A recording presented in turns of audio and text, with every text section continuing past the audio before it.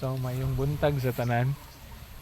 So karong buntaga atong schedule nato no set schedule nato is Basay but then canceled na no. So we decided nga i-cancel na lang usa because due to some reasons no.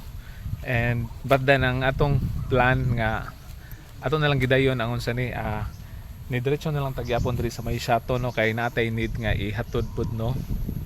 So karon na ata diri sa may Shaton. So gikan ta ato na lang hatod tong giagi or atong gihatod na lang gitong atong mga ighalatod po diri. So nata diri sa may kuan usa sa ilang mga barangay no diri sa may Shaton. Okay?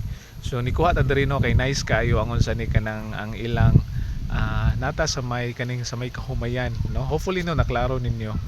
And then nata sa may barangay ani is San Jose man Barangay San Jose no. So naata diri.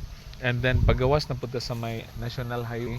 And then place tawa ninyo makita ninyo no ni coconut nya mga coconuts no mga lubi and then ganing naa diri good nato no nga duol-duol which is ang Kahumayan. Okay, so dagko na no ilang mga humay diri. So di madugay no for hours naguro ni. But hopefully no kanang kuan klaro lang bas med manggod no solar because in man. Okay?